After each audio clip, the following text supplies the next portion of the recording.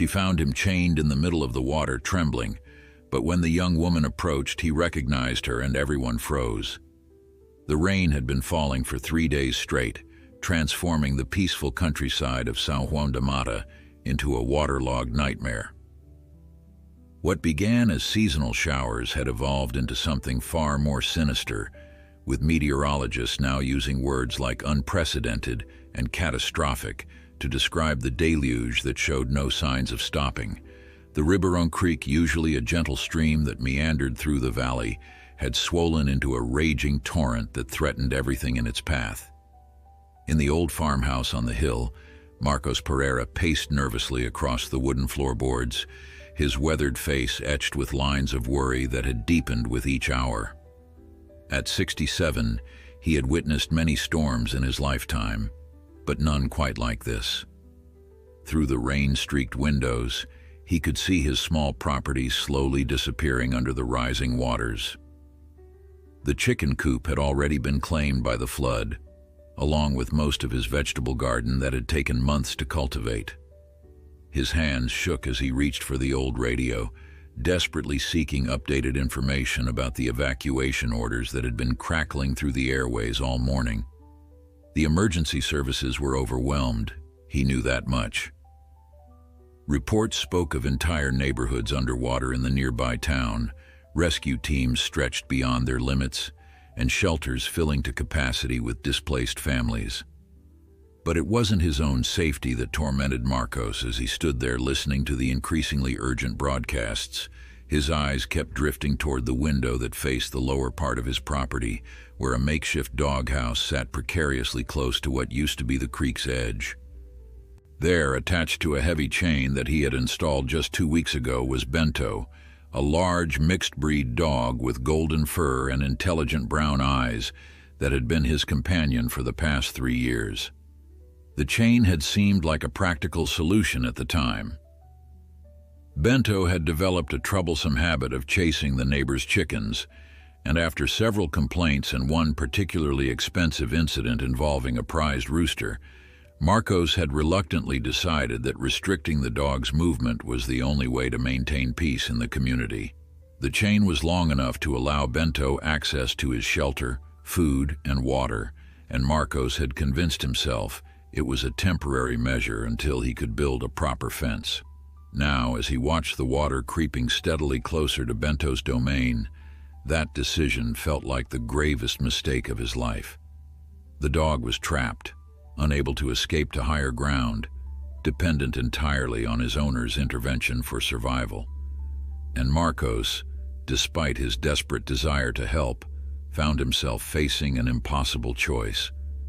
His own mobility had been severely compromised since the stroke he suffered 18 months ago. His left side remained partially paralyzed, and he relied heavily on a walking cane to move around his house. The idea of navigating the treacherous, muddy terrain to reach Bento, especially with the water rising and the rain continuing to fall in torrents, seemed not just difficult but potentially suicidal. If he fell, if he got swept away by the current, both he and Bento would be lost. The emergency radio crackled to life again, this time with news that made his blood run cold. The authorities were predicting that the water levels would continue to rise throughout the night and into the following day. Evacuations were now mandatory for all residents in the flood zone, and rescue vehicles were making final rounds to ensure no one was left behind. Marcos limped to his bedroom and began gathering the few essential items he could carry: medications, important documents, a change of clothes. His movements were mechanical, driven by survival instinct rather than conscious thought. But with each item he placed in his small suitcase, the weight of his impending decision grew heavier. The evacuation vehicle would arrive soon, and he would have to choose: attempt a rescue mission that could cost both their lives, or abandon Bento to face the flood alone. Through the rain-blurred window, he could see the dog standing on his hind legs, straining against the chain that kept him tethered. Bento's head was turned toward the house, his ears alert, as if he could sense the danger approaching and was looking to his human for guidance and protection. The sight broke something inside Marcos's chest, a physical pain that had nothing to do with his medical condition and everything to do with the bonds of loyalty and love that connected them. The sound of a vehicle approaching broke through his anguish. Looking out the front window, he saw the emergency rescue truck making its way carefully up the muddy road toward his house. 2 uniformed volunteers sat in the cab, their faces grim with the exhaustion of a day spent evacuating reluctant residents from their homes. This was it, the moment of reckoning that would define not just his survival, but his ability to live with himself afterward. One of the volunteers knocked firmly on his door, his yellow rain slicker dripping steadily on the covered porch.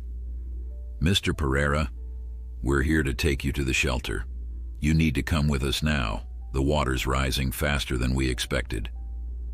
Marcos opened the door, his cane gripped tightly in his right hand. I need to get my dog first. He's chained up down by the creek. I can't leave him." The volunteer glanced past Marcos toward the lower property, his expression immediately becoming more serious. The water was now clearly visible even from the house, advancing steadily across what used to be dry land. "Sir, I'm sorry, but we can't wait. It's too dangerous down there now, and we have other families to evacuate. If we don't leave in the next few minutes, we might not be able to get back up this road." "But you don't understand," Marcos pleaded, his voice breaking with desperation. "He's been with me for 3 years. He saved me after my stroke, never left my side. I can't just abandon him to drown." The second volunteer had joined them on the porch, his face sympathetic but firm. "Sir, I understand how you feel about your pet, but our priority has to be human lives. The animal rescue teams will do their best to help animals in the flood zone, but right now we need to get you to safety." Marcos looked one more time toward Bento's location, though the dog was no longer visible through the rain and rising water. His heart felt as though it was tearing apart, but he knew the volunteers were right. In his physical condition, any attempt to reach Bento would likely result in 2 deaths instead of 1 possible survival. With tears streaming down his weathered cheeks, mixing with the rain that had begun to blow onto the porch, Marcos turned away from his property and walked slowly toward the rescue vehicle. Each step felt like a betrayal, each movement forward a choice that would haunt him for whatever remained of his life. As they drove away from the farmhouse, he pressed his face against the truck's rain-streaked window, trying to catch one last glimpse of the companion he was leaving behind to face the rising waters alone. The rescue truck disappeared around the bend, carrying Marcos toward temporary safety at the emergency shelter in town. Behind them, the flood continued its relentless advance, and somewhere in the growing darkness, chained and abandoned, Bento waited for a rescue that might never come. The water reached Bento's paws just as the sun disappeared completely behind the thick blanket of storm clouds, plunging the valley into an early twilight that felt more like midnight. The golden retriever mix stood perfectly still for a moment, his intelligent brown eyes reflecting the last traces of daylight as he processed this new and terrifying reality. The chain around his neck, which had felt like such a minor inconvenience just hours before, now represented a death sentence that grew more certain with each inch the floodwater rose. Bento had been born with the survival instincts of his mixed heritage, part golden retriever, part something more rugged and street-smart that his previous life as a stray had only sharpened. But those same instincts which had served him so well during his first year of life scrounging for food and shelter now screamed at him to run, to seek higher ground, to do anything except stand helplessly as the muddy water crept steadily up his legs. The dog tested the limits of his tether again, pulling with all his strength against the heavy chain that Marcos had secured to a thick metal post driven deep into the ground. The post didn't budge. It had been installed by a man who took pride in his craftsmanship, even in something as simple as restraining a dog. The irony of that quality workmanship potentially costing Bento his life was lost on the animal, who understood only that he was trapped and the danger was growing by the minute. As the water reached his belly, Bento began to whine, a sound that started low and mournful, but gradually rose in pitch and intensity until it became a howl that echoed across the flooded valley. It was a primal sound, carrying with it all the confusion and terror of an animal who couldn't understand why the human he trusted had left him to face this alone. The howl seemed to hang in the air even after Bento stopped, mixing with the relentless sound of rain and the ominous gurgling of the rising creek. 20 miles away, in the emergency shelter that had been hastily set up in the local high school gymnasium, Marcos Pereira sat on a narrow cot surrounded by other evacuated residents, but he might as well have been alone on another planet. The sounds of conversation, crying children and volunteers coordinating aid efforts faded into background noise as his mind remained fixed on the image of Bento standing in that makeshift doghouse, waiting for a rescue that would never come. "You did the right thing," said Maria Santos, an elderly woman whose farm bordered Marcos's property. She had been assigned to the cot next to his and had overheard his anguished conversation with one of the shelter volunteers about the dog he'd been forced to leave behind. "There was nothing else you could do in your condition. Sometimes we have to make impossible choices." But Marcos couldn't find comfort in her words, logical though they were. He stared at the gymnasium's ceiling, listening to the rain pounding against the metal roof, and felt as though a part of his soul had been torn away. Bento had been more than just a pet. He had been a lifeline during the darkest period of Marcos's life, appearing as if by providence just weeks after the stroke that had left him partially paralyzed and drowning in depression. The dog had simply shown up one day, thin and bedraggled, clearly a stray who had been surviving on his own for some time. Instead of the aggressive or fearful behavior Marcos might have expected from a feral animal, Bento had approached with a gentle confidence that seemed to say he belonged there. Within days, it became clear that the dog possessed an almost supernatural ability to anticipate Marcos's needs, steadying him when his balance faltered, fetching items that had fallen out of reach, even seeming to sense when the older man was sliding into one of his episodes of despair. Back in the flood zone, Bento was discovering reserves of strength and determination he didn't know he possessed. The water had risen to his chest now, forcing him to paddle constantly to keep his head above the surface. His paws could no longer touch the muddy bottom, and the current was growing stronger, trying to pull him away from the solid anchor point of the post to which he was chained. But instead of panicking, something remarkable happened. Bento's breathing steadied, his movements became more efficient, and his mind seemed to clear with the kind of focused clarity that often emerges in life-or-death situations. He began to systematically test different angles of pull against the chain, searching for any weakness in the links or the connection point. When that proved futile, he turned his attention to the collar itself, twisting and pulling in ways that would have been impossible on dry land, but became feasible with the water's buoyancy helping to support his weight. The leather collar had been softened by the constant rain and was now thoroughly soaked.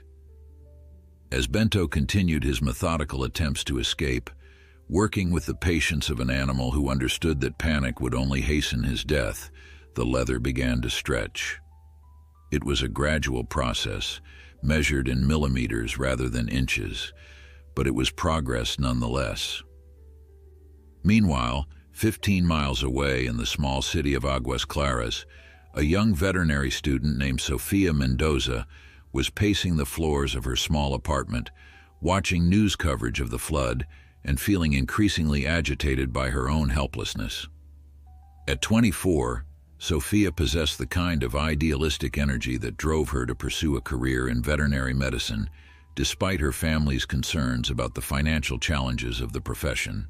She had grown up on a small ranch where animals were valued for their practical contributions, but she had always seen them as something more, beings with their own intrinsic worth, deserving of care and protection. The news reports focused primarily on human evacuees and property damage, with only brief mentions of the impact on local wildlife and domestic animals. Sophia knew that emergency protocols prioritized human lives, and she understood the logic behind that priority, but it didn't make it any easier to watch footage of flooded areas knowing that countless animals were probably trapped, abandoned, or worse. She had volunteered with several animal rescue organizations during her studies and knew that official rescue efforts for animals typically began only after human safety was secured. In a disaster of this magnitude, that could mean days or even weeks before systematic efforts to help stranded animals could begin. For animals like cats and dogs who depended on human care for survival, that timeline could be fatal. Sophia made a decision that her more practical friends would probably call reckless. She began gathering supplies: waterproof flashlights, first aid materials, rope, a small inflatable boat she had bought for weekend fishing trips, and every piece of emergency equipment she could fit into her pickup truck. If the authorities weren't ready to begin animal rescue operations, she would start her own unofficial effort. As she loaded her truck in the rain outside her apartment complex, Sophia's phone buzzed with a text from her best friend Laura. "Please tell me you're not thinking of doing something crazy." Sophia smiled grimly as she typed back, "Define crazy." The truth was, Sophia had always been drawn to the crazy option when it came to helping animals in need. It was what had driven her to spend her last summer vacation volunteering at a wildlife rehabilitation center in Costa Rica, and what convinced her to use her spring break working with street dogs in Mexico City rather than joining her classmates on the beach. Her professors often said she had excellent instincts as a veterinarian, but what they didn't always appreciate was that those same instincts extended beyond medical diagnosis to include an almost supernatural ability to sense when animals were in distress. And tonight, as she drove toward the flood zone with a truck full of rescue equipment and a heart full of determination, those instincts were telling her that somewhere in the darkness and rising water, an animal was fighting for its life and waiting for help that might never come through official channels. She had no way of knowing that at that very moment, less than 30 miles away, a golden-furred dog named Bento was executing the most important escape plan of his life, working methodically to free himself from a chain that represented the difference between life and death. But Sophia was about to learn that sometimes the most important rescues are the ones that happen when someone refuses to accept that impossible situations are truly impossible. The rain continued to fall, the water continued to rise, and two beings, one human, one canine, moved through the darkness toward a collision of fate that would change both their lives forever. Sophia's pickup truck navigated the increasingly treacherous roads with the determination of someone who had made peace with taking calculated risks for the greater good. The windshield wipers worked frantically against the deluge, but visibility remained poor as she approached the outer edges of the official evacuation zone. Red and white barriers blocked the main highway, forcing her to take progressively smaller rural roads that wound through hills and valleys she had only seen on maps. Her veterinary training had taught her to remain calm under pressure, but nothing in her coursework had prepared her for the surreal landscape that unfolded before her headlights. What should have been familiar farmland had been transformed into an alien water world where fence posts jutted up from dark lakes that hadn't existed 12 hours earlier. The GPS on her phone had lost signal 20 minutes ago, leaving her to navigate by instinct and the occasional road sign that remained visible above the flood line. As she drove deeper into the disaster zone, Sophia began to see the first signs of the tragedy she had come to address. A small barn owl sat motionless on top of a partially submerged mailbox, its feathers bedraggled but its eyes alert as it watched her truck pass. Further along, she spotted what appeared to be a family of cats huddled together on the roof of a small shed, their forms barely visible in the darkness, but unmistakably feline in their posture of dignified distress. Each sighting reinforced her conviction that this rescue mission was necessary, even if it was unsanctioned and potentially dangerous. Sophia had always believed that someone had to be willing to act when official systems failed to address urgent needs, and tonight, she was that someone. Her truck was equipped with everything she thought she might need: inflatable boats, waterproof containers filled with animal food, first aid supplies, rescue harnesses, and even a tranquilizer gun she had borrowed from the veterinary clinic where she worked part-time. Meanwhile, Bento had made a crucial breakthrough in his escape efforts.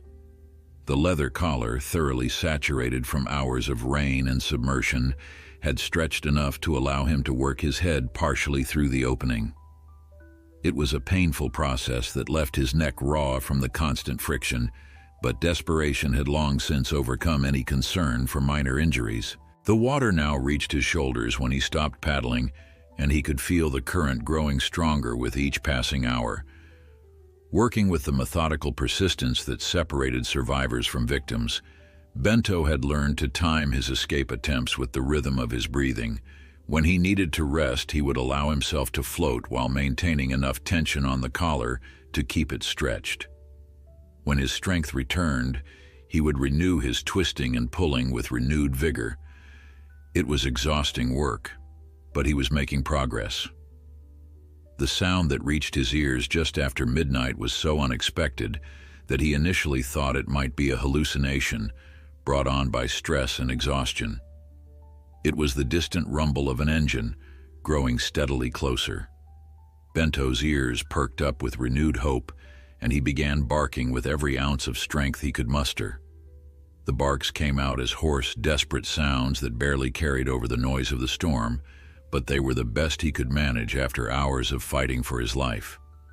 Sophia heard the barking while she was stopped at what used to be a three-way intersection, but was now a confluence of dark water channels. She had been consulting her paper map by flashlight, trying to determine which submerged road might lead toward higher ground, where stranded animals were most likely to be found. The sound cut through the rain and wind like a distress signal, faint but unmistakably canine. She turned off her engine and rolled down the window, ignoring the rain that immediately began soaking her left shoulder. The barking had stopped, but she waited in the darkness with the patience of someone accustomed to listening for subtle sounds. The slight wheeze that might indicate respiratory distress in a cat, the irregular heartbeat that could signal cardiac problems in an elderly dog. After 2 minutes of silence, she heard it again, a series of weak but persistent barks coming from somewhere to the southeast. Sophia restarted the truck and began following the sound, driving as close to its apparent source as the flooded roads would allow. The barking grew stronger as she approached, confirming that she was heading in the right direction. When she finally reached a point where the water was too deep for her truck to continue safely, she was close enough to see a small structure, what looked like a doghouse or storage shed, surrounded by dark water that reflected the beam of her headlights. She parked the truck on the highest ground she could find and began unloading her rescue equipment. The inflatable boat took several minutes to deploy in the rain and wind, but Sophia had practiced the procedure multiple times in her apartment courtyard, knowing that emergency situations were no time to be reading instruction manuals. As she worked, the barking continued intermittently, providing both guidance and motivation for her efforts. Bento could now see lights moving in the distance, and the sound of human activity sent a surge of adrenaline through his exhausted body. Someone was coming. Someone had heard his calls for help. The realization gave him strength for one final, desperate attempt to free himself from the collar that had become his potential death trap. This time, instead of trying to pull his head through the opening he had created, Bento tried a different approach. He twisted his body until he was nearly upside down in the water, using the buoyancy to relieve pressure on the collar while he worked to slide it up and over his head. The position was awkward and forced him to hold his breath for longer periods, but it changed the angle of stress on the leather in a way that hadn't been possible on dry land. Sophia launched her small boat into the murky water and began paddling toward the source of the barking. Her waterproof flashlight cut through the darkness, revealing a scene that was both heartbreaking and miraculous. There, in water that was now nearly 5 feet deep, a golden-colored dog was fighting for his life against a chain that kept him tethered to a metal post. She could see that he was exhausted, barely keeping his head above water, but still struggling with a determination that spoke to the incredible will to live that she had witnessed in so many animals throughout her veterinary training.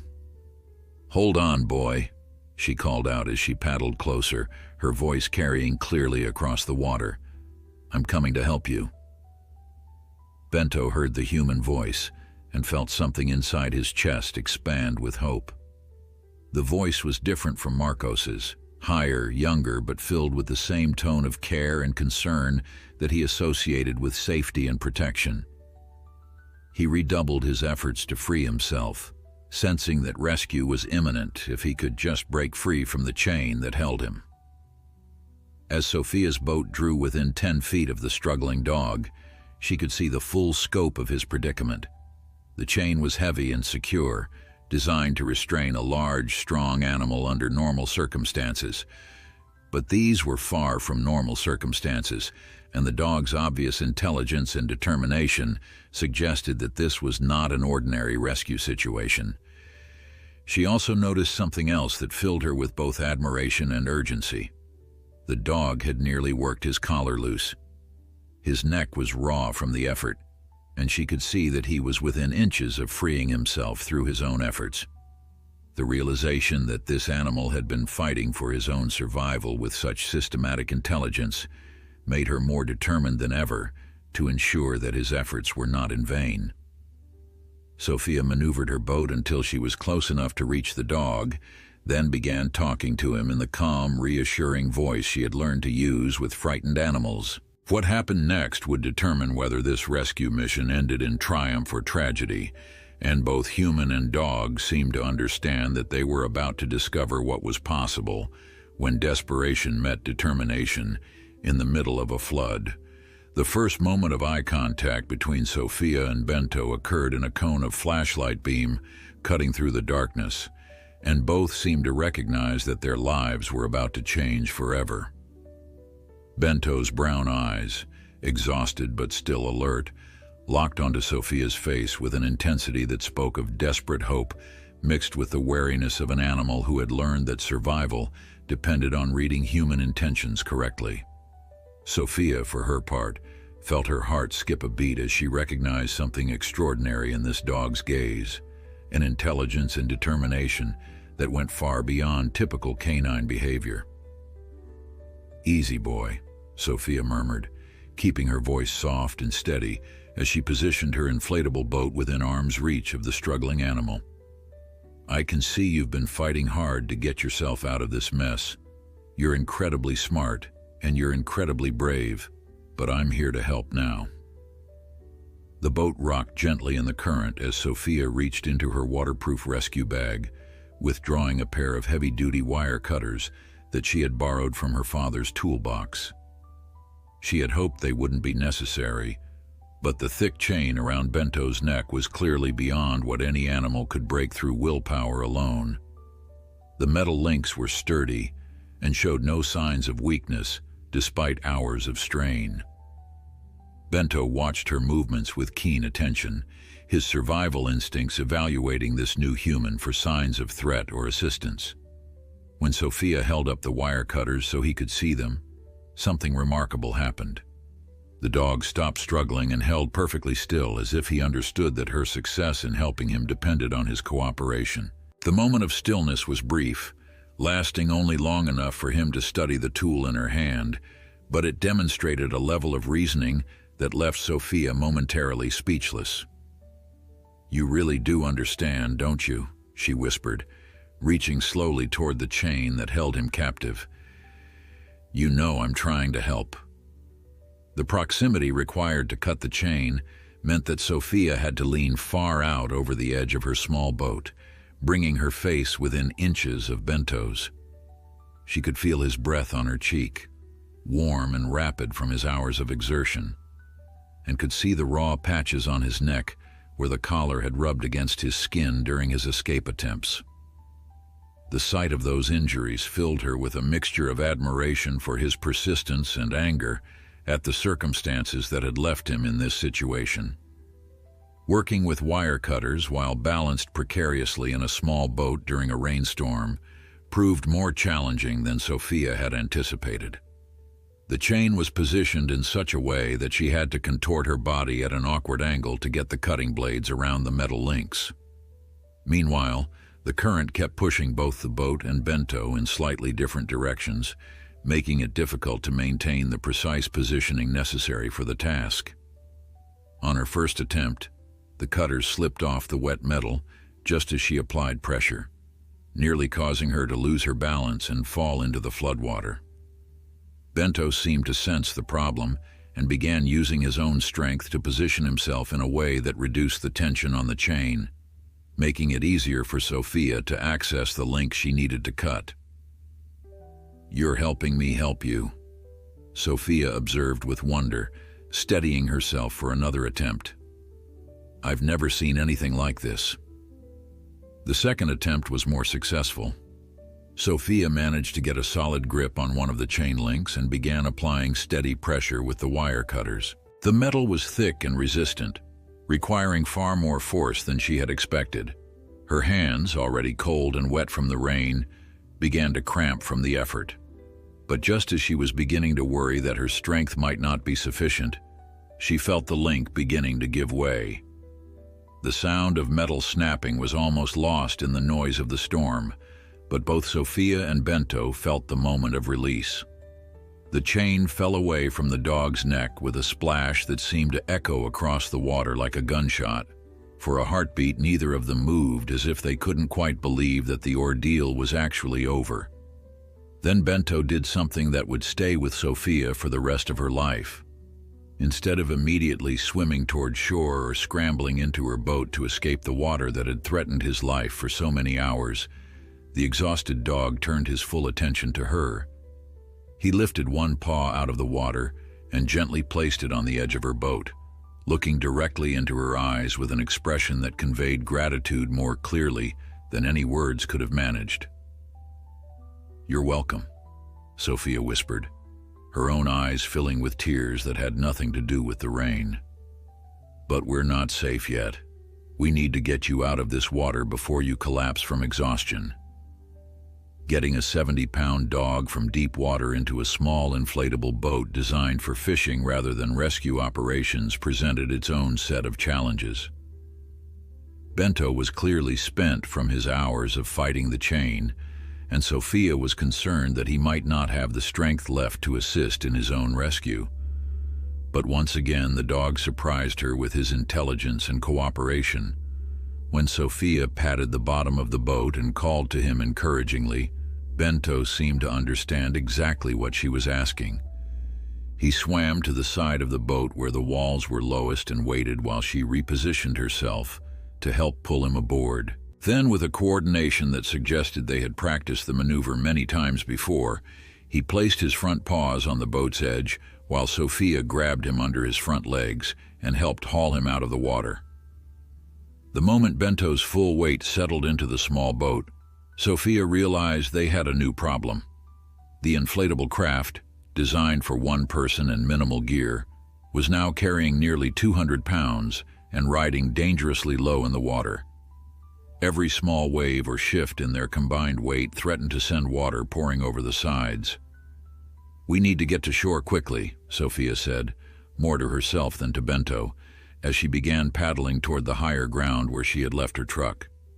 The dog seemed to understand the urgency of their situation and remained perfectly still in the bottom of the boat, minimizing any movements that might destabilize their precarious vessel. As they made their way slowly across the dark water, Sophia found herself stealing glances at her unexpected passenger. Even exhausted and soaked, Bento maintained a dignity that was unmistakably regal. His coat, which she could now see was a beautiful golden color beneath the mud and debris, suggested some golden retriever heritage. but there was something else in his bearing. A street-smart alertness that spoke of survival skills learned through hardship. "Who are you, boy?" she murmured as they approached the shore. "And how did you end up chained in the middle of a flood?" Bento turned his head at the sound of her voice, and for the second time that night, their eyes met in a moment of connection that transcended species. In his gaze, Sophia saw not just gratitude, but a recognition that seemed to acknowledge her as something more than a random rescuer. She had become his person in the way that animals sometimes choose their humans completely, instinctively, and irrevocably. When the boat finally scraped against the muddy bank where Sophia's truck waited like a beacon of safety in the darkness, both rescuer and rescued seemed to understand that this was not the end of their story together, but rather the beginning of something neither of them had been looking for but both desperately needed. The interior of Sophia's pickup truck had never felt more like a sanctuary than it did in those first moments after she and Bento climbed inside, soaked and exhausted but alive. Sophia had managed to coax the dog up into the cab, where he now sat shivering in the passenger seat, his golden fur matted with mud and debris from the floodwater. The truck's heater was running at full blast, but both of them needed more than warmth to recover from their ordeal. Sophia reached into the emergency kit she always kept behind the driver's seat and withdrew a large towel that she had originally packed for herself. Without hesitation, she began gently drying Bento's coat, working carefully around the raw spots on his neck where the collar had rubbed during his hours of struggle. The dog submitted to her ministrations with a patience that spoke of deep trust, occasionally lifting his head to look at her with those intelligent brown eyes that seemed to hold depths of gratitude she was still processing. "You're safe now," she murmured as she worked, her voice steady despite the adrenaline that was still coursing through her system. "Whatever happened to you, whoever left you there, you're safe now." As Sophia dried his fur, she began to get a better sense of Bento's condition. Beneath the mud and exhaustion, he appeared to be a healthy, well-cared-for animal. His coat, once clean, would clearly be beautiful. His teeth were white and well-maintained. Someone had loved this dog, had taken good care of him.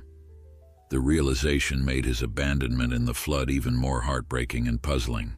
Bento seemed to sense her examination and remained perfectly still while she checked him over with the practiced hands of someone trained in veterinary care. No broken bones, no obvious injuries beyond the chafing around his neck. His breathing was labored from exhaustion but regular. His eyes were clear and alert. Physically, he would recover completely from his ordeal. "You're a beautiful boy," Sophia said softly, and Bento's tail managed a weak wag at the warmth in her voice. "And you're incredibly brave. Do you know that? What you did tonight, fighting that chain for hours, never giving up, that was extraordinary." The dog's response was to shift closer to her on the bench seat, carefully positioning himself so that his head rested against her thigh. The gesture was so trusting, so naturally affectionate, that Sophia felt something tighten in her chest. She had rescued dozens of animals over the years, but this felt different somehow. This felt personal in a way she hadn't expected. Sophia pulled out her phone to check for any signal that might allow her to contact animal control or emergency services about her discovery. She found one bar of service and quickly typed a text to her friend Laura. "Found a dog in the flood zone, chained and abandoned. He's safe now, but need to figure out next steps." The message sent after several tries, and Sophia felt some relief at having documented the rescue even informally. As she put the phone away, Sophia realized she faced a decision that would define not just the next few hours, but potentially much longer. Animal control was overwhelmed with the flood response. Emergency shelters were full to capacity with human evacuees. The dog was clearly someone's beloved pet, not a stray, which meant he probably had an owner who was desperately worried about him. But that same owner had also left him chained in a flood zone either through panic, incapacity, or callousness. Bento lifted his head and looked at her as if he could sense the weight of her thoughts. In his gaze, she saw something that decided the matter for her. This dog had fought too hard for his life to be handed over to an overcrowded system that might not be able to provide the individual attention he deserved after his trauma. For tonight, at least, he was coming home with her. "Okay, boy," she said, starting the truck's engine. "Let's get you somewhere warm and dry where you can recover properly. We'll figure out the rest tomorrow." The drive back to Sophia's apartment took twice as long as usual due to flooded roads and emergency detours, but Bento seemed to understand that they were traveling towards safety rather than away from it. He remained calm and quiet during the journey, occasionally placing a paw on Sophia's arm when she had to navigate particularly challenging sections of road, as if offering his own support to the person who had saved his life. Sophia's apartment building was old but well-maintained, with a landlord who was understanding about tenants' pets as long as they were well-behaved. As she guided Bento up the stairs to her second-floor unit, she was grateful for that policy. The dog climbed the steps slowly, his exhaustion evident in every movement, but he stayed close to her side with the loyalty of an animal who had already decided where he belonged. Inside her apartment, Sophia immediately set about creating a comfortable space for her unexpected guest. She spread several thick blankets on the floor near the heater, creating a warm, soft bed that would help Bento recover from his ordeal. She filled 2 bowls with fresh water and a light meal of rice and chicken that would be gentle on his stomach after his traumatic experience. Bento approached the food and water cautiously, his natural intelligence warning him to be careful even in this new environment that felt safe. But hunger and thirst won out over caution, and he ate and drank with the focused intensity of an animal who hadn't been sure he would live to see another meal. While he ate, Sophia called the veterinary clinic where she worked part-time. Dr. Martinez, the senior veterinarian, was working late dealing with flood-related animal emergencies, and he answered on the first ring. "Sophia, please tell me you're not calling from the middle of a flood zone." "I'm safe," she assured him quickly, "but I found a dog that was chained and abandoned in the water. I rescued him, but I think he should be examined as soon as possible. Can I bring him in tomorrow?" Dr. Martinez's voice softened with the respect he had developed for Sophia's instincts and dedication. "Of course, bring him in first thing. And Sophia, good work tonight. These emergency situations bring out the best and worst in people. You chose to be the best." After ending the call, Sophia looked over at Bento, who had finished eating and was now lying on the blankets she had prepared for him. But instead of settling down to sleep, he was watching her with an expression of such focused attention that she felt compelled to join him on the floor. When she sat down beside him, Bento immediately shifted position so that his head rested in her lap. The gesture was both trusting and protective, as if he had appointed himself as her guardian even as he recovered from his own trauma. Sophia found herself stroking his fur gently, marveling at how soft it was becoming as it dried, and thinking about the strange turns that life could take. 12 hours ago, she had been a veterinary student living alone in a small apartment, focused on her studies and her part-time work at the clinic.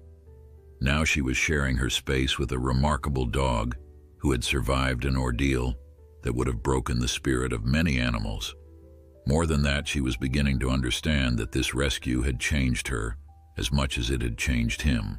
As Bento's breathing deepened and he finally surrendered to the sleep his exhausted body needed, Sophia remained sitting beside him, her hand resting on his warm flank. Outside, the rain continued to fall, but inside her small apartment, 2 survivors of very different kinds were discovering what it meant to find exactly what they needed in the most unexpected circumstances. Dawn broke over Aguas Claras with the pale, tentative light of a world trying to heal itself after a traumatic night. Sophia woke to find herself still on the floor beside Bento, who had somehow managed to position himself so that one protective paw rested across her ankles while he slept. The sight of this careful, considerate gesture from an animal who had every reason to be traumatized and fearful instead filled her with a warmth that had nothing to do with the morning sunlight streaming through her apartment windows. Bento stirred as she moved, instantly alert in the way of animals whose survival has depended on constant vigilance. But when his eyes focused on Sophia's face, his tail began a tentative wag that spoke of recognition, gratitude, and something deeper that was just beginning to bloom between them. He stretched slowly, testing muscles that had been pushed beyond their limits the night before, then sat up and looked at her with an expression that seemed to ask, "What happens now?" "Good morning, brave boy," Sophia said softly, reaching out to stroke his head. The raw patches on his neck were looking better in the daylight, and she could see that his natural healing processes were already at work. "How are you feeling today? Ready for a proper breakfast and a visit to the vet?" Dr. Martinez's clinic was busy with flood-related animal emergencies when Sophia arrived with Bento an hour later. The waiting room was filled with pets and their anxious owners, cats who had been missing for days, dogs with minor injuries from debris, and the occasional more exotic animal that had been displaced by the rising waters. But even in this crowd of stressed animals, Bento drew attention with his calm dignity and the obvious bond that had already formed between him and Sophia. "This is the flood rescue from last night?" Dr. Martinez asked as he examined Bento in one of the clinic's treatment rooms. The veterinarian's experienced hands moved over the dog's body with practiced efficiency, checking joints, listening to his heart and lungs, examining his eyes and teeth. "He's in remarkable condition considering what he's been through. Someone took excellent care of this dog before the flood." Sophia watched the examination with mixed feelings. She was relieved that Bento was healthy, but the confirmation that he had been well cared for meant that somewhere someone was probably desperate with worry about him. The responsible thing to do would be to begin searching for his original owner immediately. But the thought of handing him over to someone who had left him chained in a flood zone filled her with a protective anger she hadn't expected. "We should check for a microchip," Dr. Martinez said, reaching for the scanner. "And I'll need to document his condition and the circumstances of his rescue for our records. If there are legal issues down the line about abandonment versus involuntary separation, we'll want everything properly documented." The microchip scanner beeped positive, and Dr. Martinez frowned as he read the information on his computer screen. "The chip is registered to a Marcos Pereira in San Juan de Mata. But according to this, the registration is 3 years old, and there's no updated contact information beyond a landline phone number." Sophia felt Bento press against her leg as if sensing the tension in the room. She placed a reassuring hand on his head while Dr. Martinez made notes in his file. "What's the protocol for this situation? Do I turn him over to animal control or—" "Given the circumstances and the current emergency situation, you have some options," Dr. Martinez replied carefully. "You could turn him over to authorities, but honestly, they're overwhelmed right now. You could also serve as a temporary foster while we attempt to locate the owner. That might actually be the best option for the dog's welfare, especially considering his recent trauma." The decision felt both inevitable and right. Sophia looked down at Bento, who was watching her with those intelligent brown eyes that seemed to understand far more than any dog should. "I'll foster him," she said quietly, "at least until we can figure out what really happened and whether his owner can provide proper care going forward." Meanwhile, 30 miles away at the emergency shelter, Marcos Pereira was experiencing the worst morning of his life. He had barely slept, tormented by images of Bento fighting the rising water while chained and helpless. The other evacuees had been kind, offering sympathy and understanding, but their comfort felt hollow when he knew that his own limitations had forced him to abandon the most loyal companion he had ever known. The shelter coordinators had set up a lost pet registry where evacuees could report missing animals, but Marcos hesitated to add Bento's information to the list. How could he explain that his dog wasn't missing? He was dead, drowned because his owner had left him chained in a flood. The weight of that guilt was crushing, made worse by the knowledge that it was probably justified. Maria Santos, the elderly woman whose cot was next to his, found him staring at the lost pet registration form with trembling hands. "You should fill it out," she said gently. "Even if you think the worst happened, there's always a chance. Animals are stronger and smarter than we give them credit for sometimes." Marcos shook his head, his voice barely a whisper. "You don't understand. I left him chained. He couldn't get away. Even if he survived the night, he's probably—" He couldn't finish the sentence. "Marcos," Maria said firmly, placing a weathered hand on his shoulder. "I've lived on that land for 70 years. I've seen floods before, and I've seen animals do impossible things to survive. That dog of yours always struck me as special, smart, determined. Don't give up on him until you know for certain." Her words planted a seed of desperate hope that Marcos didn't dare nurture, but he found himself filling out the form anyway. Bento's description, his coloring, his approximate age, the location where he had been left behind. As he wrote, memories flooded back. The day Bento had appeared at his farm, thin and obviously homeless, but approaching with a confidence that suggested he knew he belonged there. The way the dog had seemed to sense when Marcos was struggling with depression after his stroke, appearing at his side with gentle pressure and unwavering loyalty. Back at Sophia's apartment, she was learning just how exceptional her new houseguest truly was. Bento had quickly established routines that demonstrated both his intelligence and his consideration for others. He waited patiently by the door when he needed to go outside, never demanding attention but making his needs known with subtle signals. He seemed to understand that Sophia was studying when she had books open on her table, positioning himself nearby but never interfering with her work. Most remarkably, he appeared to be teaching himself the layout of her apartment and the rhythm of her daily schedule. By the third day, he was anticipating her movements, positioning himself to be helpful rather than in the way when she was cooking or cleaning. It was as if he had appointed himself as her assistant and was determined to excel in the role. Sophia's friends began stopping by to meet the famous flood rescue dog, and each visitor was struck by Bento's unusual combination of dignity and friendliness. He greeted everyone politely but remained clearly focused on Sophia as his primary person. Her friend Laura, a fellow veterinary student, was particularly impressed by his behavior. "I've never seen a dog adapt so quickly to a new environment," Laura observed as she watched Bento carefully navigate around Sophia's textbooks on the floor. "It's like he's not just adjusting to living here, he's actively trying to make life easier for you. Where did this dog learn to be so thoughtful?" Sophia had been wondering the same thing.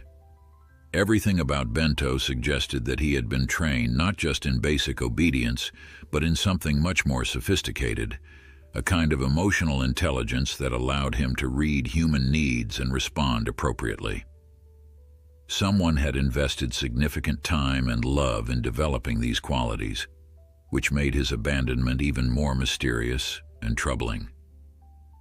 As the week progressed, Sophia found herself hoping that the search for Bento's original owner would prove unsuccessful.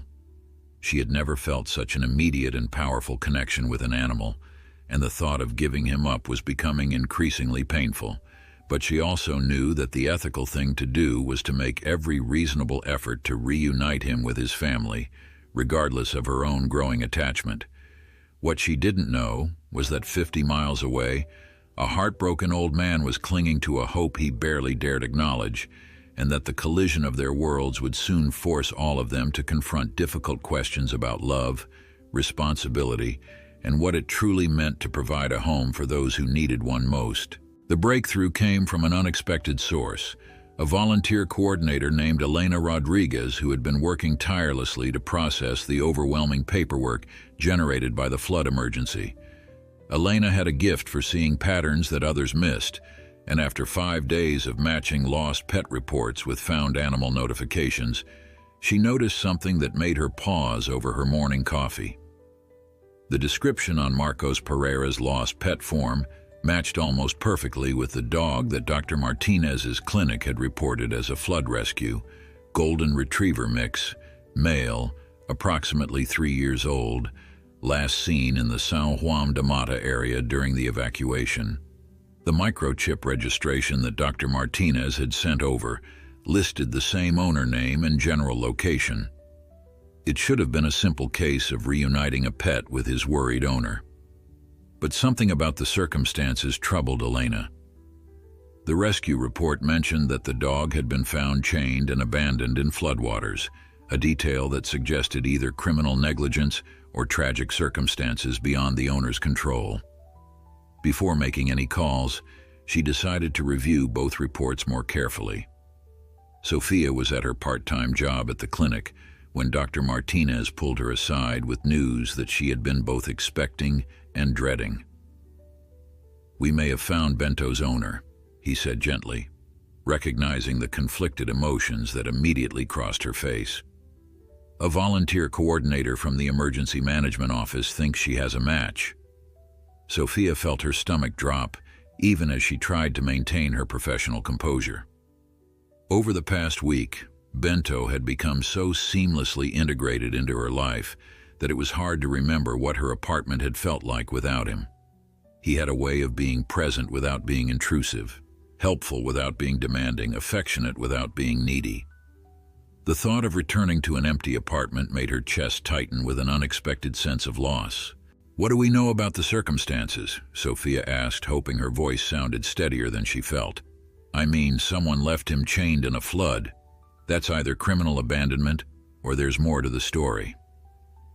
Dr. Martinez nodded, understanding the protective instincts that had clearly developed between Sophia and her foster dog. "The coordinator wants to handle this carefully. She's arranged for a meeting tomorrow at the emergency shelter. The owner, Marcos Pereira, apparently registered Bento as missing, which suggests he cares about the dog. But she wants you there to advocate for Bento's welfare." At the emergency shelter, Marcos had spent the morning staring at a phone number that Elena Rodriguez had given him the night before.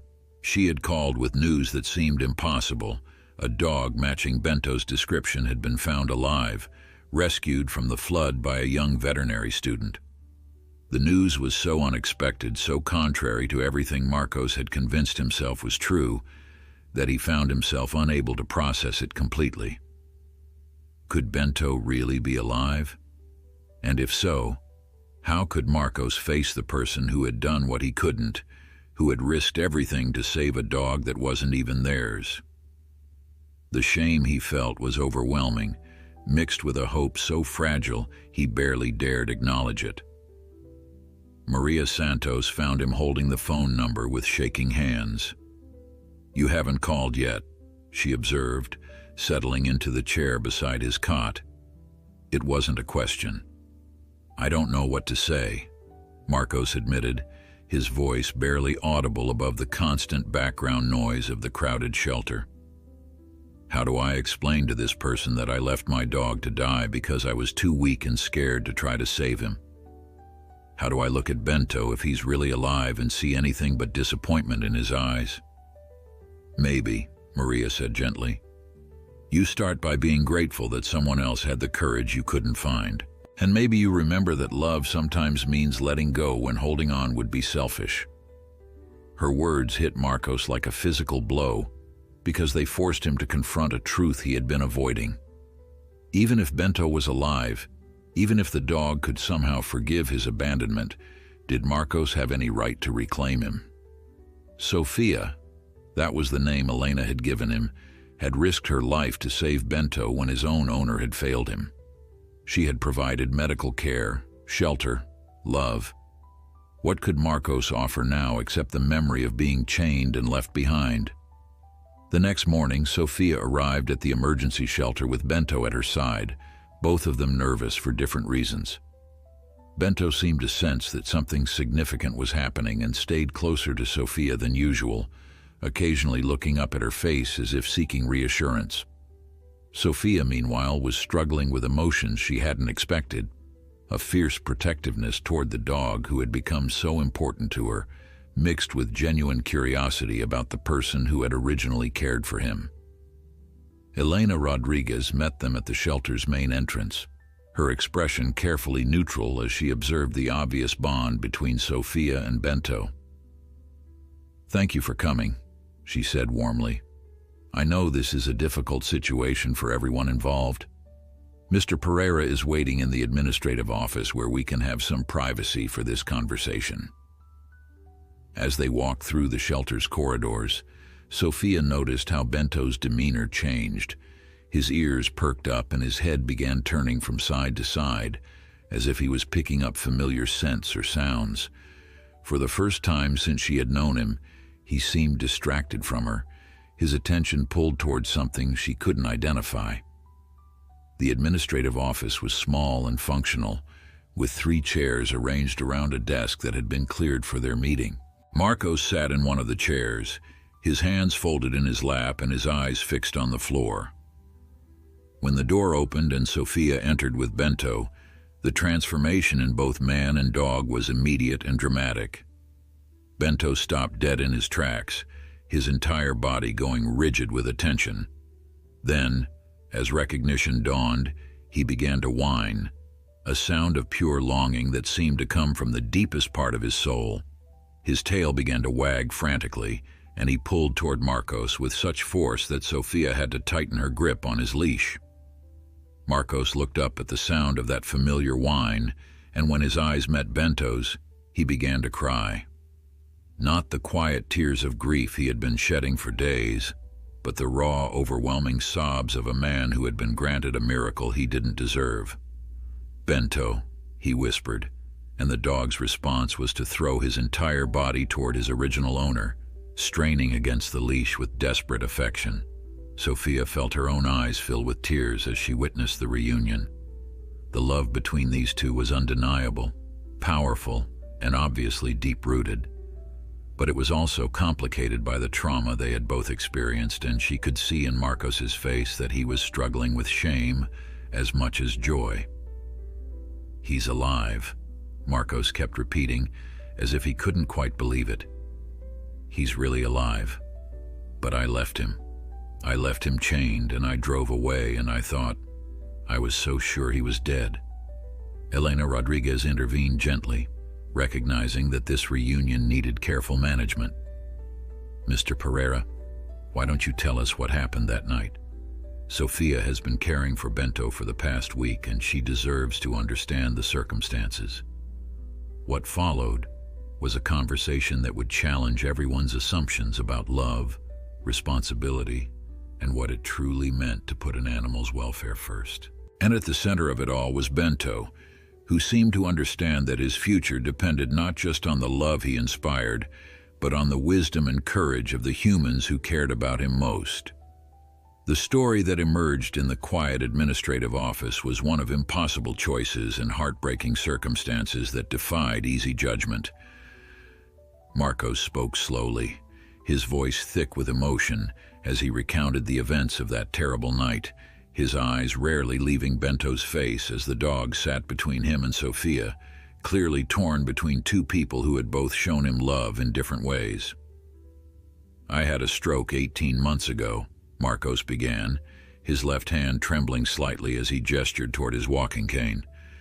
"It left me partially paralyzed on this side. Before that, I would have walked through fire to save Bento.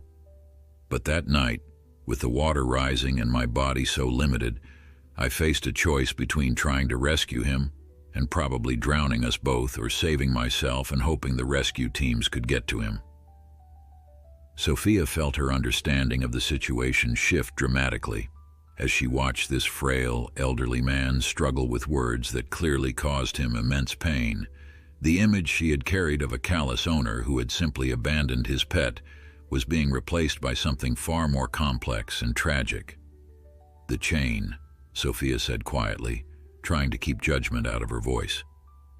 "Why was he chained in the first place?" Marcos closed his eyes, the shame evident in every line of his weathered face. "He was chasing the neighbor's chickens. I thought it would be temporary, just until I could save money for proper fencing. The chain was long, he had shelter, food, water. It seemed humane at the time. I never imagined—" His voice broke completely. Elena Rodriguez had been taking notes throughout the conversation, but now she set down her pen and leaned forward with the compassion of someone who had seen too many families torn apart by circumstances beyond their control. "Mr. Pereira, you made the best decision you could with the information and capabilities you had at the time. The question now is what's best for Bento going forward." Bento himself seemed to sense the gravity of the conversation. He had positioned himself so that he could maintain physical contact with both humans, his head resting against Marcos's knee, while one paw remained in contact with Sophia's leg. The dog's obvious distress at being caught between his two favorite people was heartbreaking to witness. Sophia found herself studying Marcos with the clinical eye she had developed during her veterinary training, assessing not just his physical limitations, but his emotional state and living situation. She could see the genuine love he felt for Bento, but she could also see the reality of his circumstances. Even if his farm had survived the flood intact, caring for a large, active dog while dealing with mobility issues would be challenging under the best of circumstances. "Where are you living now?" Sophia asked, trying to keep her tone neutral and informational rather than accusatory. "I don't know yet," Marcos admitted. "The farmhouse might be damaged beyond repair. My savings are limited. I'm looking at assisted living facilities, but most of them don't allow pets, especially large dogs." The weight of this reality seemed to settle on him as he spoke, and Sophia could see him coming to the same conclusion she was reaching. Elena Rodriguez recognized the direction the conversation was heading and decided to address it directly. "Mr. Pereira, I have to ask, given your current circumstances and Bento's needs, have you considered what might be in his best interest? Not what you want, but what would truly be best for him?" The question hung in the air like a challenge that demanded absolute honesty from everyone present. Marcos was quiet for a long time, his hand gently stroking Bento's head, while the dog leaned into his touch with obvious contentment. When he finally spoke, his voice was barely above a whisper. "He saved my life after my stroke," Marcos said, his eyes filling with fresh tears. "When I was drowning in depression, convinced I was useless, Bento showed up and gave me a reason to keep going. He was patient with my limitations, protective when I felt vulnerable, loyal beyond anything I deserved. Losing him has been like losing my heart." Sophia felt her own emotions threatening to overwhelm her professional composure. She could see the depth of the bond between Marcos and Bento, could understand why the separation had been so devastating for the older man. But she could also see the practical realities that made their reunion complicated. "He's been incredible with me too," Sophia said softly, reaching down to touch Bento's head. "His intelligence, his adaptability, his intuitive understanding of what people need, it's extraordinary. I've never met a dog quite like him." Bento looked up at both of them as if he understood that his future was being decided, his brown eyes moving between the two humans who had become the most important people in his world. The sight of his obvious confusion and anxiety made the conversation even more difficult for everyone involved. Elena Rodriguez had facilitated many difficult family meetings during her years in social services, and she recognized that this situation required careful navigation to reach a solution that truly served everyone's best interests. "What if we approach this differently?" she suggested. "Instead of thinking about this as choosing between two options, what if we explored whether there might be a way to honor all the relationships involved?" Sophia looked at her with interest, not sure where this was leading but willing to consider alternatives to the stark choice she had been dreading. Marcos, too, seemed to brighten slightly at the suggestion that there might be options beyond simply giving up Bento or taking him to a situation where neither of them would thrive. "What did you have in mind?" Sophia asked. "Well," Elena continued carefully, "I've seen situations where families create shared custody arrangements for pets when circumstances require it. Not ideal for most animals, but in special cases with exceptional dogs and caring people, it can work." The idea was so unexpected that both Sophia and Marcos were quiet for several moments, processing the implications. Bento, as if sensing that the mood in the room had shifted towards something more hopeful, sat up straighter and looked alertly between all three humans. "You mean," Sophia said slowly, "Bento could live with me but visit regularly with Mr. Pereira, or spend time in both homes?" Elena nodded. "The logistics would need to be worked out, but the principle is that Bento gets the daily care and stability he needs, while maintaining the relationship that's clearly so important to both him and Mr. Pereira. It would require cooperation, flexibility, and a willingness to put Bento's welfare above personal preferences." Marcos was staring at Bento, with an expression that mixed hope with disbelief. "You would consider that?" he asked Sophia. "After everything, you would let me remain part of his life?" Sophia felt something shift inside her chest as she looked at this man who had clearly loved Bento with the same intensity she was discovering in herself. The possessiveness she had felt about the dog began to transform into something more generous, a recognition that love multiplied rather than divided when it was shared with the right people. "I think," Sophia said carefully, "that Bento is special enough to deserve a solution that honors all the love in his life. The question is whether we can make it work practically." Elena Rodriguez smiled for the first time since the meeting began. "In my experience, when people are willing to be creative and put an animal's needs first, they usually find a way to make things work. Shall we start talking about specifics?" As they began to discuss the practical details of a shared custody arrangement, Bento seemed to relax for the first time since entering the room. It was as if he could sense that the humans had found a path forward that wouldn't require him to choose between the two people who loved him most.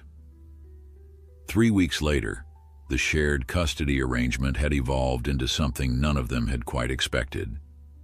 What began as a practical solution to an impossible situation was revealing itself to be something richer and more transformative than anyone had imagined. Bento, far from being confused by dividing his time between two homes, seemed to thrive on the variety and the abundance of love that surrounded him in both places. Sophia's apartment had been modified to accommodate the new routine. She had installed a large dog bed near the window where Bento could watch for Marcos's arrival during their scheduled visits, and she had learned to stock the refrigerator with the specific treats that Marcos liked to bring. The apartment felt more complete somehow, even when Bento was away, because it had become a space designed around love and compromise, rather than just her own needs. Marcos, meanwhile, had moved into a small apartment in a senior living community that welcomed pets for visits, though not as full-time residents. The staff at Casa dos Carvalhos had quickly fallen in love with Bento during his twice-weekly visits, and several residents had begun timing their afternoon activities around his arrival. The dog seemed to understand that this was a different kind of environment than Sophia's apartment, adapting his behavior to be gentler and more therapeutic with the elderly residents who gathered to pet him and share stories. "He's like a different dog here," observed Nurse Patricia during one of Marcos's recent visits. "Not different in personality, but like he knows exactly what each person needs. With Mrs. Silva, who has dementia, he's incredibly patient and calm. With Mr. Antonio, who's recovering from surgery, he's playful but careful not to be too energetic. I've never seen anything like it." Sophia had started joining these visits, initially to ensure the arrangement was working smoothly, but increasingly because she found herself genuinely enjoying Marcos's company and the unique perspective he brought to understanding Bento's behavior. The old man had stories about the dog's first year with him that revealed layers of intelligence and empathy that continued to amaze her. "The day after I came home from the hospital after my stroke," Marcos told her during one of their afternoon visits to the senior center, "I was sitting in my chair feeling sorry for myself, convinced I was useless. Bento disappeared for about an hour, and I thought maybe he had run off. Then he came back with my neighbor's newspaper in his mouth. He had never been trained to fetch newspapers, but somehow he understood that I couldn't walk to the end of the driveway to get it myself." These stories helped Sophia understand that Bento's extraordinary intuition wasn't something new that had developed since the flood. It was a fundamental part of who he was, refined through years of careful attention to human needs and emotions. The dog had essentially been providing informal therapy work for Marcos long before Sophia had ever met him. The arrangement wasn't without its challenges. There were scheduling conflicts when Sophia's veterinary school requirements or work shifts conflicted with Marcos's visiting days. There were moments of jealousy on both sides when Bento showed particular affection to one human in the presence of the other. There were practical questions about veterinary care, training consistency, and what would happen if one of them moved or faced a health crisis. But each challenge had become an opportunity for Sophia and Marcos to develop the kind of communication and mutual respect that made their unusual arrangement possible. They had exchanged phone numbers and began texting regularly about Bento's behavior, health, and moods. Sophia sent photos and videos during Bento's time at her apartment, while Marcos shared stories and observations from the senior center visits. Elena Rodriguez checked in with them monthly, officially to document the success of their shared custody arrangement for her records, but increasingly because she had become invested in their story. "You know," she told them during one of these check-ins, "I've been doing this work for 15 years, and I've never seen an arrangement work this smoothly. Most of the time, shared custody situations become contentious within the first month. You two have created something special."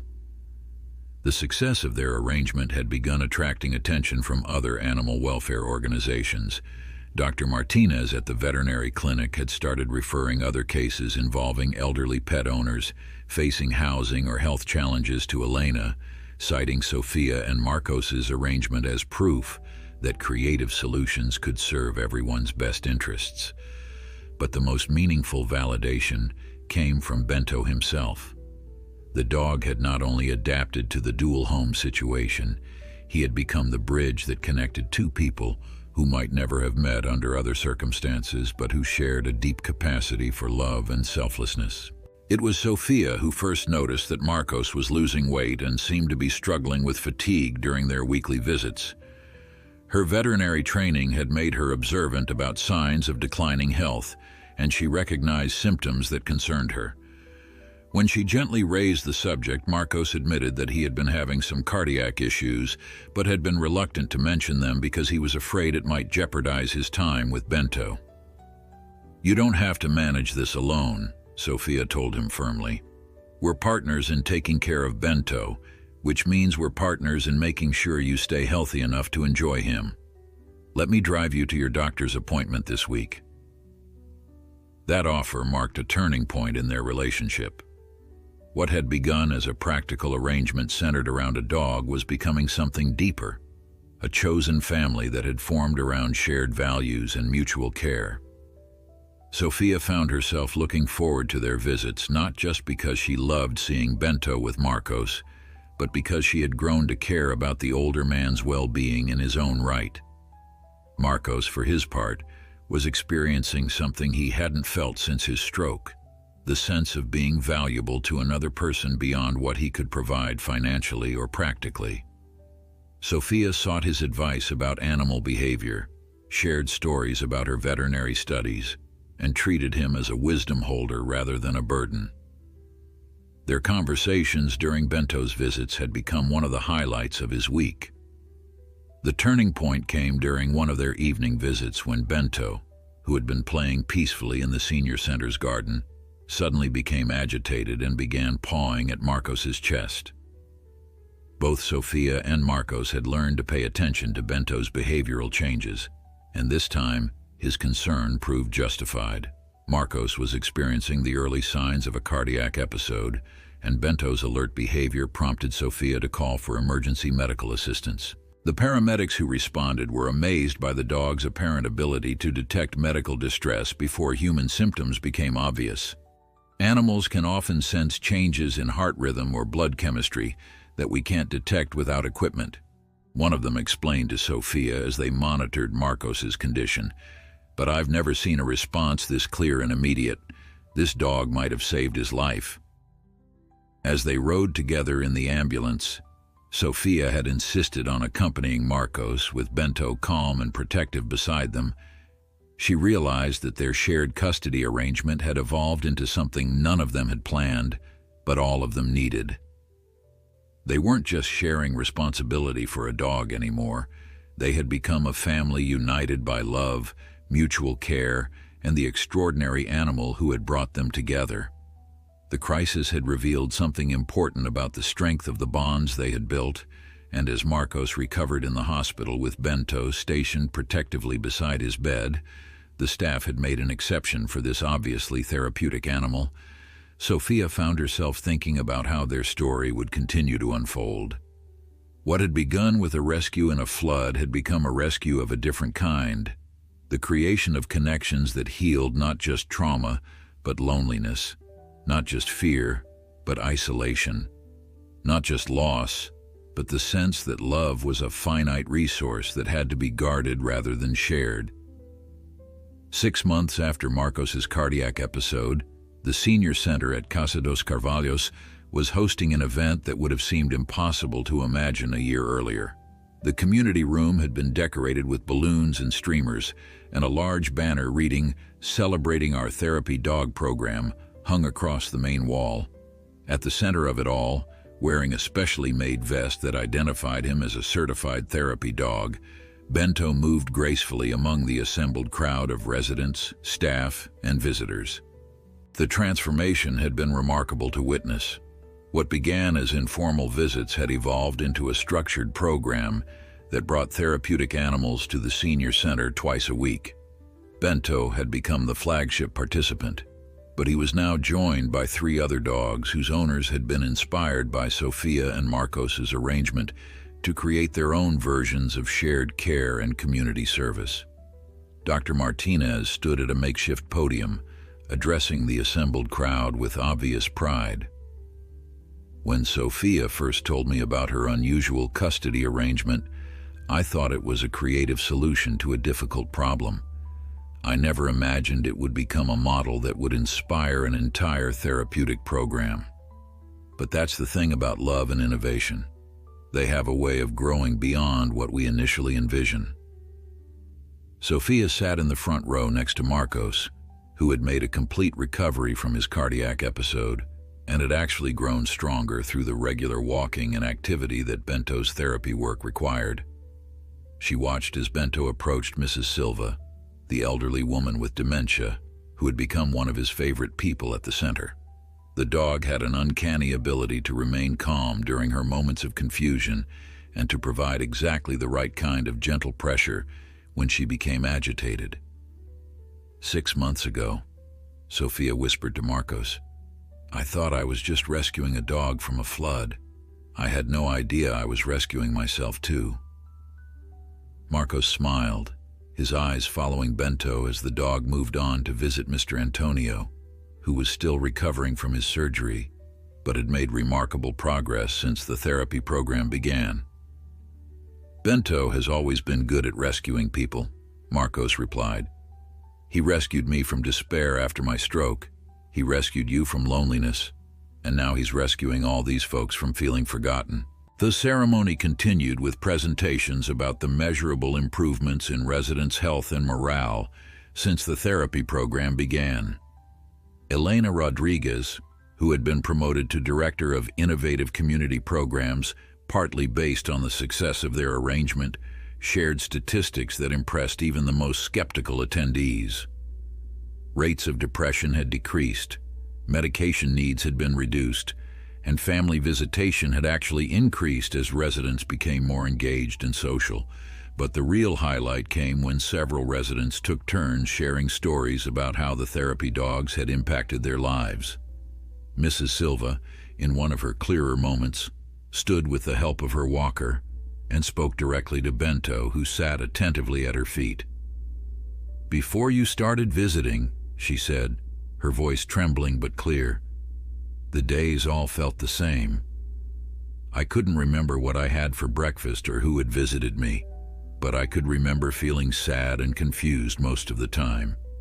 Now, even when my mind gets mixed up, my heart remembers the feeling of your fur under my hand and the way you never leave until I'm calm again. You gave me back pieces of myself I thought were lost forever." There wasn't a dry eye in the room as Mrs. Silva carefully bent down to stroke Bento's head. The dog accepted her attention with the patient dignity that had become his trademark, his tail wagging slowly as if he understood the significance of her words. The event concluded with the presentation of a special award to Sophia and Marcos for their innovation in animal-assisted therapy and their demonstration that creative solutions could serve multiple community needs simultaneously. But as they stood together to accept the recognition, with Bento seated calmly between them, all three seemed to understand that the real reward was the life they had built together. Later that evening, back at Sophia's apartment, the three of them settled into their comfortable routine. Bento positioned himself so that he could maintain contact with both humans while they reviewed the day's events and planned for the week ahead.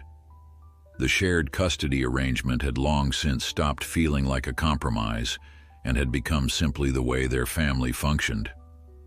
"I've been thinking," Sophia said as she scratched behind Bento's ears, "about expanding the program to include veterinary students, not just as volunteers, but as part of their clinical training. There's so much they could learn about animal behavior and human-animal bonding by working with therapy animals." Marcos nodded enthusiastically. The older man had become one of Sophia's most trusted advisors as she planned her career path, and his insights into Bento's behavior had proven invaluable in training other therapy animals. "Bento could be a teaching dog," he suggested. "He certainly has the temperament for it, and God knows he's taught us more than any textbook ever could." As if responding to his name, Bento lifted his head and looked at both of them with those intelligent brown eyes that had captured their hearts in such different circumstances.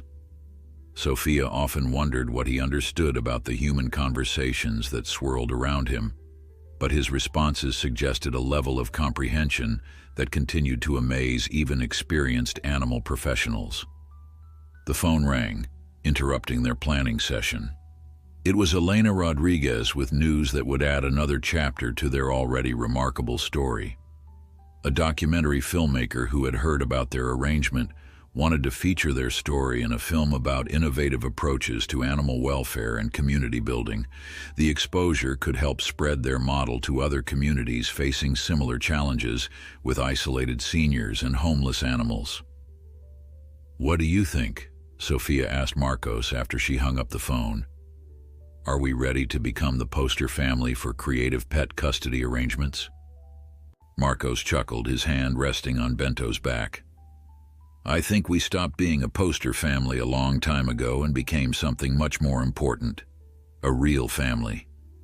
If sharing our story can help other people and animals find their way to each other, how can we say no?"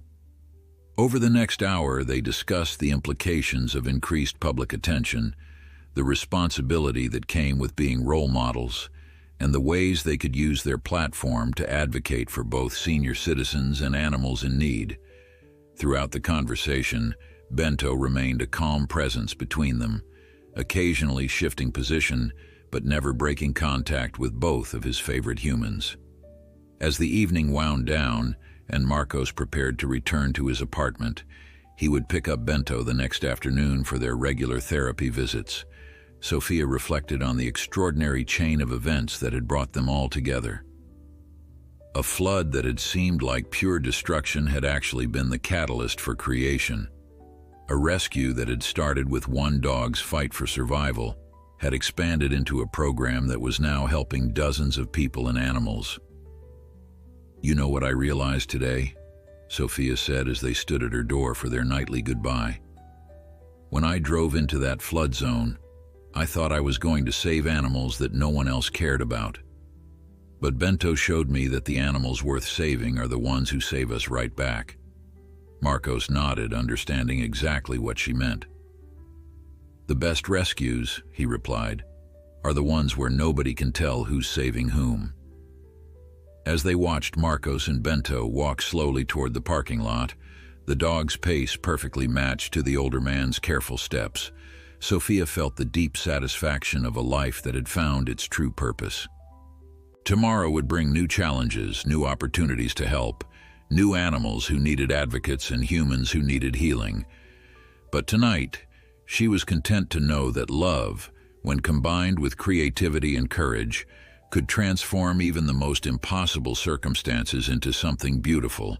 In the distance, storm clouds were gathering on the horizon, but this time they held no threat.